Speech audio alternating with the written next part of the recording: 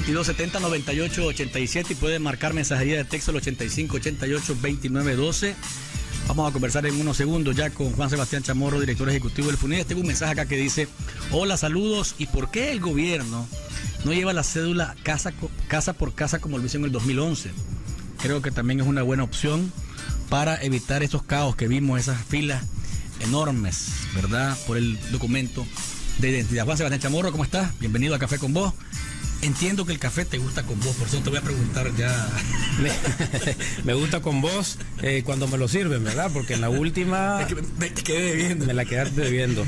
Pero sí, no, un placer estar aquí en el programa contigo. Me comentaba Juan Sebastián en medio de la pausa el tema del barco que se hundió. Juan Sebastián sabe mucho de esto de navegación, de naves, de agua, y me gustaría que la gente que nos está viendo y nos está escuchando más o menos supiera tu visión sobre lo que pudo haber ocurrido en este caso. Sí, mira, esa foto que estás mostrando en la televisión, que los que están en radio no lo pueden ver obviamente, pero básicamente lo que hay es que se ve un trabajo reciente. Esa fotografía que te estás presentando puede ayudar mucho en la investigación de lo que pasó, porque se ve claramente que están haciéndole un trabajo adicional de incluirle en la parte más alta del barco una plataforma adicional que se ve claramente no es el diseño original del barco. Entonces, cuando vos tenés un barco que no es para 50 personas y en adición a eso pones una estructura en la parte alta del barco, básicamente lo que haces es lo creas mucho más inestable. Entonces el oleaje al moverlo, vos tenés 50 personas arriba en la parte alta del barco,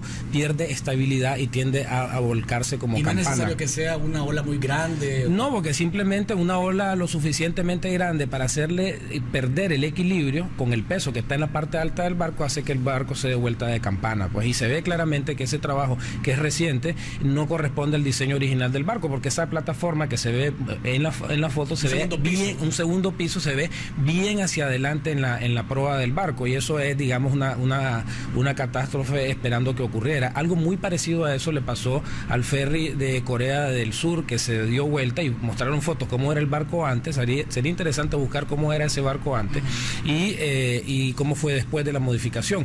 Al aumentarle el punto de equilibrio, el punto de gravedad en la parte alta, le subí 50 personas, que de todas maneras, aún con ese diseño original, no era un barco para 50 personas, tenés una catástrofe de ese tipo. Bien, ahí está un punto importante a tomar por las autoridades que están investigando qué ocurrió en este caso, y ojalá pues que tengamos algún resultado y a partir de ese resultado se tomen en cuenta medidas para lo que sigue. Juan Sebastián, ¿cómo cerramos el año, este cuarto informe? ¿Qué dice?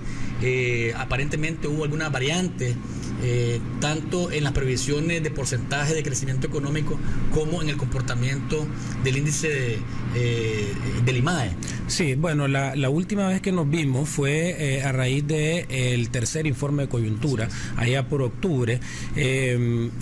Ahora la diferencia entre octubre y diciembre es que ha repuntado algunas variables económicas importantes, como por ejemplo la inversión está mostrando todavía niveles inferiores al 2013, pero estos son números cerrados a septiembre-octubre, ¿verdad?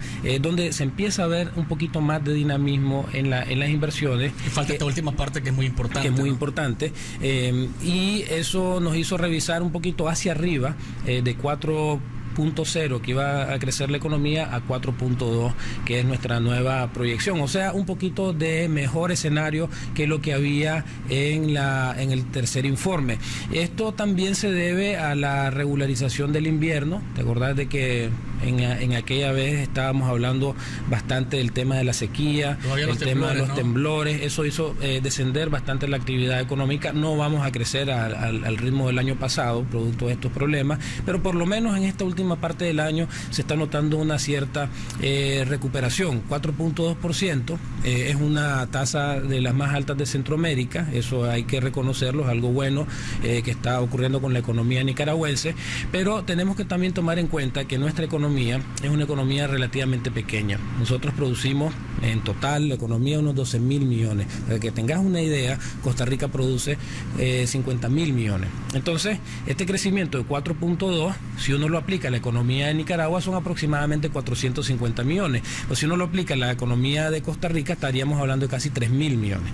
450 versus 3.000. Entonces, esto es lo que explica esa contradicción que a veces nos preguntan a los economistas, pero ¿y cómo es esto que está creciendo tanto la economía, que está dinámica y la gente no lo siente? Bueno, porque tenemos una economía bastante pequeña. Nosotros tenemos, todos los países tienen un indicador que es el ingreso per cápita, el ingreso por persona.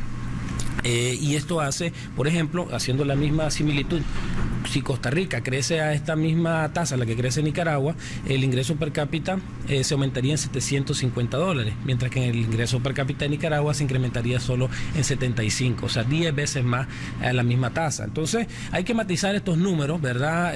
Son buenos. Pero por eso decimos en Funides que es sumamente importante, Luis, crecer al doble, porque ya no se convierte en un crecimiento de 450, sino que se convierte en un crecimiento de 900, ¿verdad? Entonces ahora, es muy importante. Hay un dato interesante que siempre están cuestionándose los ciudadanos al momento de hablar de economía.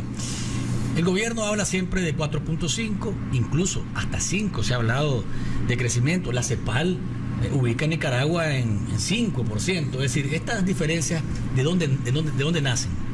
Bueno, en primer lugar hay que explicar que las proyecciones son eso, proyecciones, no son números. Entonces, cuando nosotros decimos que vamos a crecer a 4.2, no estamos diciendo que ese va a ser el número exacto, sino que estamos en un rango de 4, 4.5 y promedio 4.2. Entonces, esas diferencias pueden deberse a distintos métodos de estimación.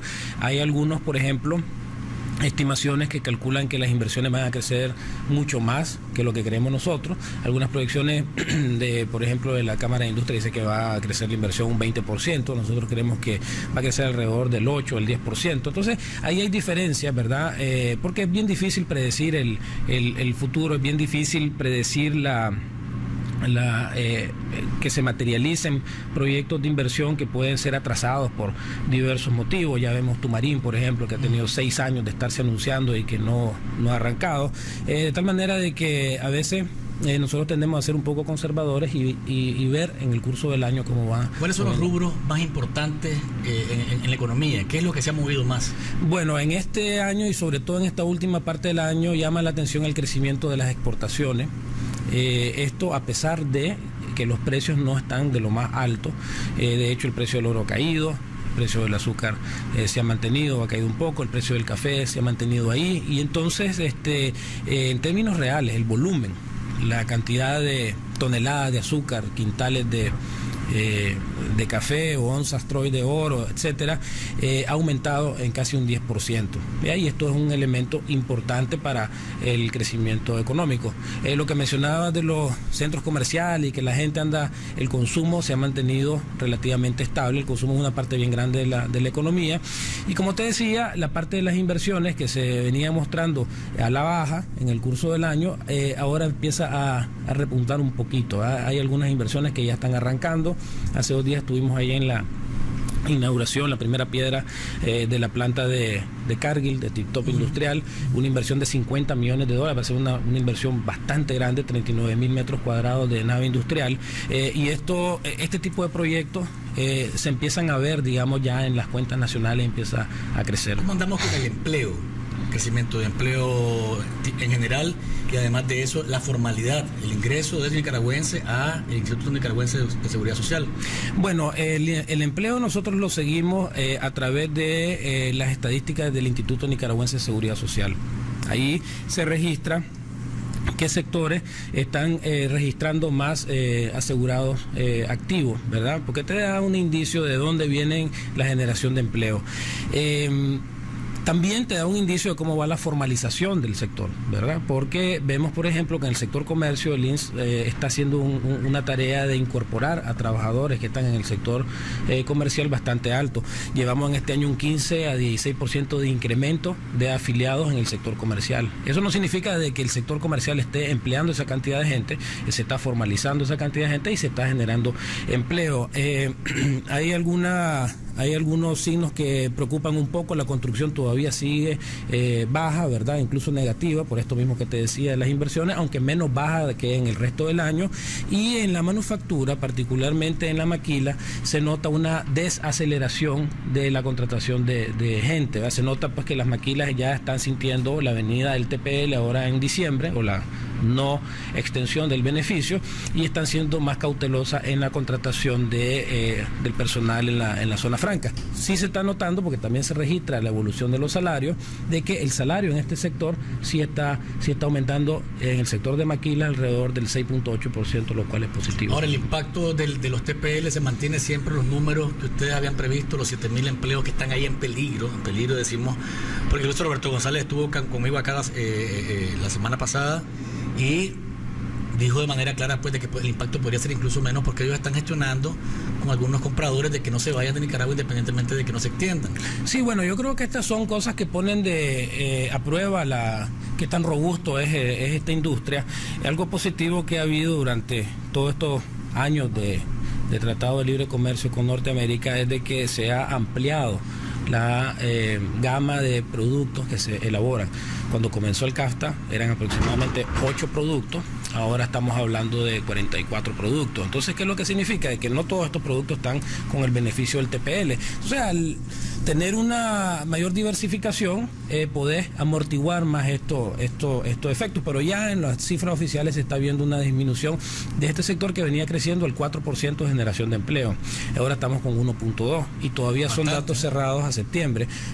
Así que vamos a ver ya con el cierre oficial de las cifras, que lo vamos a tener allá por marzo, qué tanto habrá caído si habrá caído en sí la generación de empleo. Vamos a una pausa comercial. Cuando volvamos, una de las preguntas que se hacen ustedes y nos hacemos nosotros es por qué organismos como el FUNIDES no incluye dentro de sus proyecciones para 2015 temas como Tumarín, ¿verdad?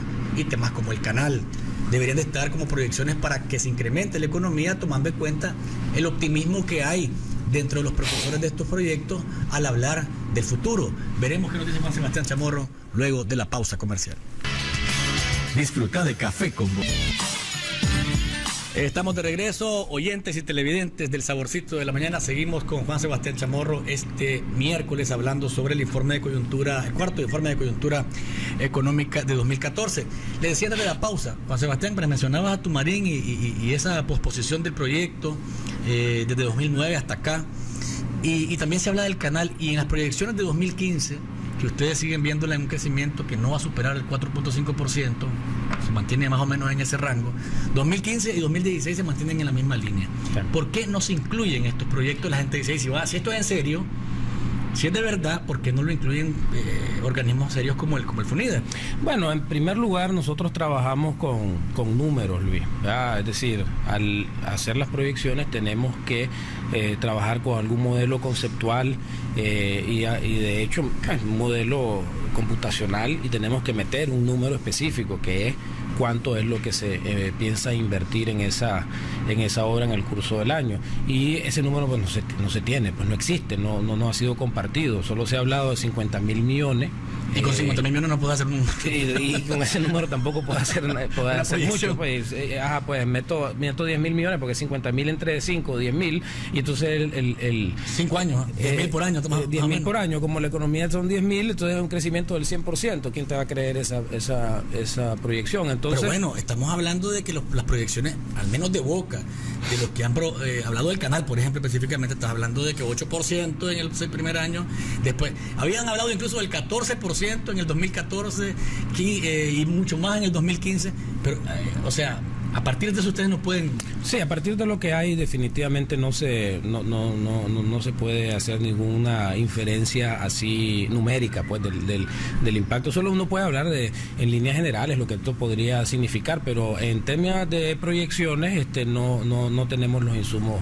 Tenemos una llamada telefónica, Juan Sebastián. Aló. Sí, muy buenos días. Veo que el señor invitado está planteando una visión en términos puramente económicos y pues bien pensado y tomado de fuentes serias. En base a eso quería preguntarle lo siguiente. Si las exportaciones están subiendo, por ejemplo, esta gente necesita mano de obra, toda la agricultura, por ejemplo. Esa gente está incorporada en el Seguro Social. O el incremento del sector construcción implica de que esta gente debe incorporarse al Seguro Social. Tienen por sectores así cuánta gente, desde el comercio, está creciendo. Es decir, si vamos hablando, si partimos del 4.2% de aumento de la economía, ¿verdad?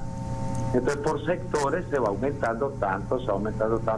Eso me da la idea de que se debiera de incrementar, ¿verdad?, los trabajadores al Seguro Social. ¿Qué relación han encontrado, si es que no los incorporan, o cómo está esa situación? Y el otro asunto es de que es bueno, es decir, es crítico el análisis de él, y no para despotricar, sino para analizar y ver las proyecciones futuras, que es lo que nos interesa. Muy buenos días. Gracias por su llamada, José. Sí, no, es muy pertinente la pregunta, porque me lleva a la reflexión de lo que en FUNIDES tratamos de hacer, Luis, y él terminó el comentario con algo muy importante y dice no despotricar. Nosotros en FUNIDES somos una... Ya como se llama el software de la computadora. El software nunca tuvo virus. Entonces es bien difícil a veces quedar bien, porque nosotros hablamos de lo que dicen los datos económicos, ¿verdad? Si los datos económicos muestran algo positivo, lo decimos, y si muestran algo negativo, también lo decimos, sin pasiones, sin despotricar, simplemente los hechos reales, y nunca hacemos comentarios si no tenemos, como dicen, los pelos de la yegua en la mano. Entonces, aquí en el tema del incremento, es sí y no, es decir, hay sectores donde no hay aumento en la cobertura absoluta del seguro social, por el tema de la informalidad, bien conocido también. Sí, es bien conocido, es una forma de evadir, digamos, costos ahí. Entonces eso ocurre también. Pero hay otros sectores donde no te puedes escapar. La construcción es uno de ellos, ¿verdad? La misma construcción es un sector que está bastante sindicalizado, bastante organizado, y ahí no hay forma, digamos, de que no tengas estoy hablando de construcciones grandes, ¿verdad? No hay una forma de que vos puedas iniciar una obra de construcción si no tenés un registro de todos tus trabajadores incorporados al INSS. De tal manera que este incremento que nosotros marcamos, que anda alrededor del 5% de afiliados al INSS, si te fijas más arriba de la economía, es un buen síntoma. Sin embargo, el año pasado estábamos alrededor del 8%, entonces ha habido una disminución. Pero en esta última parte del año, reitero lo que te mencionaba anteriormente, en esta última parte del año empieza a subir un poquito, producto de que están arrancando algunos proyectos de inversión. Yo hablaba ayer en una entrevista que le hicimos a Benjamín Lanza, presidente de la Cámara de la Construcción, y decía, bueno, el próximo año, sin Tumarín y sin el canal, estamos previendo un crecimiento de entre 20 y 25%, porque hay varios proyectos del gobierno, hospitales, carreteras, que se van a hacer en diferentes partes del país. ¿Esta proyección es consistente? ¿Tiene algún tipo de fuerza? La inversión va a crecer por dos motivos. Primero, porque en el año 2013, y me voy a ir un poquito más para atrás, Luis. En el año 2011 y 2012 hubo unas inversiones bien fuertes en el sector energético. Se invirtieron varias decenas de millones de dólares en los campos eólicos en Riva, que ahora estamos produciendo mucha energía renovable, y eso te hizo que esas inversiones bien grandes y que no se diera en el 2013 y en el 2014, se hiciera que se redujera la inversión, pero es un efecto, vamos a decirlo, de orden estadístico, porque tuviste unas inversiones bien fuertes, no las tuviste en el 2013 o 2014, entonces venís de una base relativamente más baja. Entonces es natural que luego estos proyectos, y efectivamente estamos hablando del Hospital Occidental, que ya está el movimiento de tierra, ya está comenzando la obra, está la carretera Neja-Paizapa, que este año culmina, está unos proyectos de inversión en la hidroeléctrica de Santa Bárbara y Centroamérica. Estoy hablando de inversiones públicas. Sí. En inversiones privadas está la planta que te mencioné, está ampliaciones en centros comerciales, 2 hoteles que se van a construir. Sí, hay movimiento. Hay su movimiento, pero para decir 25%, eso es bastante alto. Nosotros somos ahí un poco más, como te digo, hasta no ver... Conservadores. Hasta no ver, no creer, y no se trata de virus en la computadora, simplemente se trata de que, porque hay inversiones en el en la economía que vienen, ¿verdad? O que ya existen. Es decir, no es que en el 2014 no hubo inversiones, simplemente están al mismo nivel del 2013. Así que un salto del 25% es un poquito alto para nuestro estimado. Como te dije, 8 o 10%, que en sí ya es una tasa bastante Tengo un mensaje acá que dice: la gente que no quiere progreso es porque sus pensamientos son limitados. El canal es una oportunidad única para solidificar nuestra economía a nivel mundial. Totalmente de acuerdo si se hace y se hace de la manera correcta, amigo televidente oyente. Quiero dedicar la última parte del programa a lo relacionado con el petróleo. Ustedes mencionan en el informe que la disminución, la caída significativa y prolongada de este producto, estamos hablando que está entre 55 y 56 ahorita, sí, el precio del petróleo. Y la gente dice, bueno, ¿qué efecto debe tener eso en Nicaragua? Ya hemos sentido alguno en la gasolinera, ¿verdad? Cada vez que llenamos el tanque, cada vez que vamos a echar combustible, pero la gente se siente todavía inconforme. Y el discurso dice, tenemos una deuda, tenemos que pagarla, y mientras no la paguemos, el efecto en la tarifa energética va a ser solamente que no va a subir, pero no, o sea, a la baja ahorita no sentamos eso. Ese discurso es consistente. Podríamos hacer algún tipo algún tipo de alternativa para que la gente sienta más ese ahorro, porque decía ayer, lo proponía Marvin Pomares del INDEC ayer, que en la medida que se vaya pagando la factura debería de irse viendo una disminución, por ejemplo, o la deuda a Caruna, debería de verse un impacto en la factura de energía de cada nicaragüense. ¿Es posible eso? Bueno, en primer lugar hay que ilustrar qué es lo que está pasando con este precio, ¿verdad?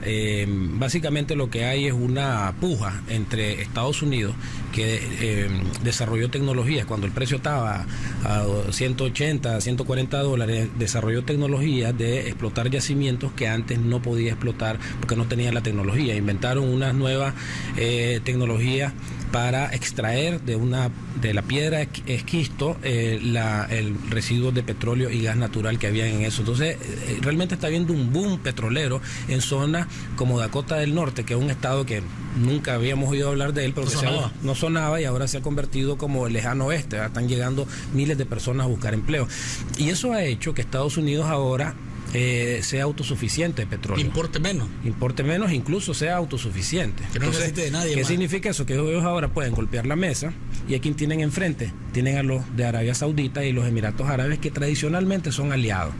Entonces, aquí hay dos interpretaciones: o se están peleando para bajar el precio, lo cual podría después, en algún momento, alguno de ellos retirarse y empieza a subir el precio de vuelta, o tal vez están platicando entre ellos para sacar de la jugada a Rusia e Irán y Venezuela. Eso también podría estar ocurriendo, ¿verdad? Un juego político. Un juego político a nivel mundial. El mercado del petróleo es algo sumamente manejado por pocos jugadores. La OPEP, este cartel de productores. Entonces cualquier cosa puede pasar, y hago esta introducción porque la cantidad de tiempo en la cual nosotros tengamos disminución de petróleo va a ser lo que va a determinar los efectos sobre la economía. Hay algunos dicen de que los saudíes van a decir, no, pues ya vamos a dejar de pelearnos y vamos a reducir la producción para que aumente el precio. Otros dicen, vamos a seguir haciendo esto hasta que Rusia colapse, porque no comparte nuestros intereses. Entonces esto puede tomar un poco más de tiempo. Entonces, si cualquiera de las dos cosas que ocurre, va a determinar el efecto que va a tener en el resto del mundo, incluyendo Nicaragua, que es un importador neto de petróleo, como todos sabemos. Entonces, contestando a tu pregunta, va a depender del tiempo en que esto permanezca. Ahora bien, tenemos el tema de la deuda de por medio. Esa deuda, 180 millones, es lo que se ha hablado, ¿verdad? Llama mucho la atención que una deuda de tanta importancia, donde todos la estamos pagando, no exista existe una discrepancia de distintas personas que deberían de estar más informados que vos y yo sobre el número. Unos dicen 170, unos dicen 200, unos dicen que se ha abonado ya 5 millones, otros que se ha abonado 17 millones. El punto es de que... El último número lo dijo ayer Bayardo Arce. 5 millones, dice. Lo que se sabe es que la deuda es grande. Lo que se sabe es que la deuda es grande y a como se van haciendo los abonos, vamos a tomar bastante tiempo 20 años en pagarlo. Algunos líderes de la industria dicen de que por los ahorros, si esto queda en $50, $60, podrías estar liberando casi 100 millones, 100 y pico millones el próximo año, y eso ya prácticamente más lo que se ha pagado, ya prácticamente pagaste la deuda, lo cual podría llevarte a una reducción de tarifas eléctricas, que es lo que la gente está buscando, obviamente, en el 2016, que coincide con año de elecciones. Entonces, ese podría ser un escenario interesante, pero de nuevo, todo va a depender de cuánto tiempo vamos a tener esta reducción de petróleo, y tal vez, creo yo que se puede hacer algo, lo he mencionado en algunas ocasiones, de sincerar esta deuda, transparentarla, ponerla en algún portal y irla viendo cómo se va disminuyendo, para que la gente tenga la expectativa de cómo va esta deuda, que debería ser la norma en cada deuda que tuviésemos, porque la verdad es que hay mucha discreción en este tipo de información. Entonces yo creo que eso sería un punto importante, ¿verdad? Tratar de entender exactamente cómo se va abonando, y ahí vos te vas dando cuenta y hacer tus proyecciones de cuánto tiempo esta deuda va a ser abonada por completo, porque esto va a ayudarle además a los inversionistas a hacer sus planes. Es decir, esto tiene un efecto positivo. La competitividad de Nicaragua, tener esa información disponible ayuda mucho. Porque la competitividad de Nicaragua tiene que ver mucho con el costo de la energía, por ejemplo, y si se baja, lógicamente nos volvemos más atractivos para la inversión. Pero está el otro efecto, o sea, el efecto lo estamos sintiendo, y lo decía también Arce ayer públicamente, el efecto lo estamos sintiendo en la gasolinera, ¿verdad? Al momento de pagar cada vez que echamos gasolina, diésel a nuestros vehículos. Pero está el otro efecto, que es que la ayuda venezolana, y lo decía de manera clara el asesor económico, puede disminuirse dramáticamente por la cantidad de por el porcentaje de baja en el precio del petróleo. Eso es un elemento que nosotros lo incluimos en el informe de coyuntura, porque ahí es un tema a considerar. Es decir, hay algunos proyectos de apoyo a productores, hambreceros, usuraceros, que están llegando a la población, innegable, y estos podrían sufrir restricciones presupuestarias. A esto habría que ver dos cosas. Primero, cuánta plata hay de alguna manera en reservas, ¿no?, para poder hacerle frente a esto, porque estoy seguro de que los que hacen esta política pública en la cooperación preveían un efecto de esta naturaleza. Más de 3.000 millones de dólares que que se han manejado de manera discrecional también, y que debe haber, asumimos, una reserva para debe haber una buchaquita ahí para hacerle frente al tema. Y la otra cosa es que tenemos que acordarnos, Luis, que este es un apoyo político. Entonces los términos de este 50-50 también pueden ser modificados. Le pueden decir, mira, hombre, yo sé que está bajando el precio, pero yo necesito mantener estos flujos. Aquí hay una decena de países del ALBA, mantenernos ahí un poquito más la ayuda. Entonces es posible que también haya eso no lo ¿Qué tan sostenible es, tomando en cuenta la realidad venezolana, que tiene una crisis propia, una crisis de falta de productos básicos de consumo de los venezolanos? ¿Qué tan factible es mantener la ayuda? Eso sí, ese es un argumento en contra de que la cuestión pueda cambiarse, pero bueno, los factores solamente lo menciono como un factor que existe y que puede ser muy importante. Otro tema que se ha dejado de ver un poco, y que nosotros lo presentamos como advertencia, es que los precios de los que se llaman los commodities, que son los productos básicos de exportación, muchos de ellos de exportación de Nicaragua, vienen para abajo también. Está cayendo el oro, está cayendo el algodón, está cayendo el azúcar, porque históricamente hay una tendencia de que el precio del petróleo empuja a estos precios o se los trae para abajo. Entonces,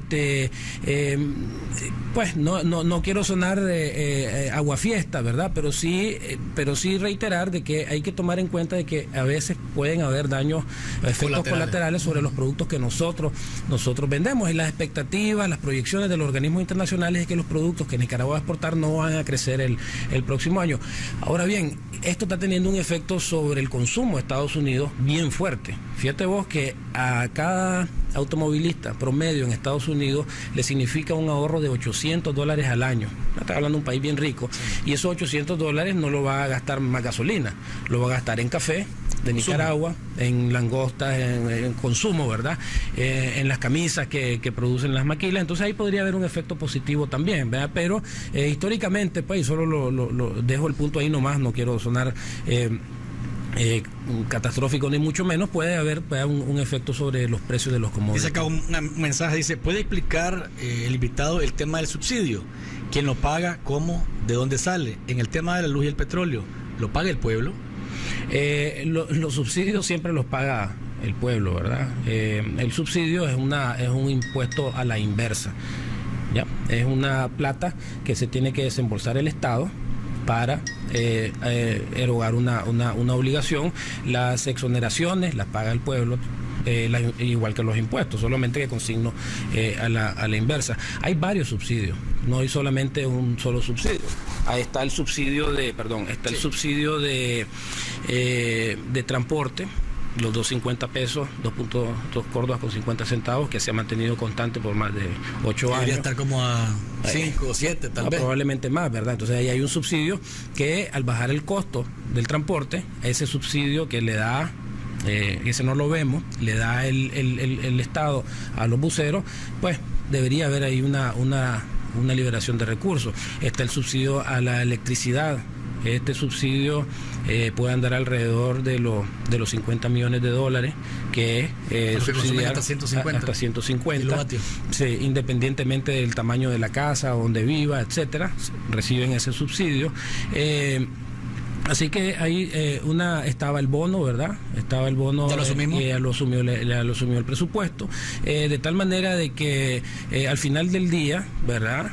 Todo subsidio que se paga representa recursos que vos dejás de destinar a una escuela, a una cama de hospital, etcétera, ¿no? Dice acá, endeudado y pagando entonces más pobres, construyamos el canal que es la obra más viable. Dice, les aseguro que el próximo año los precios van a subir más de lo que en este año estuvieron.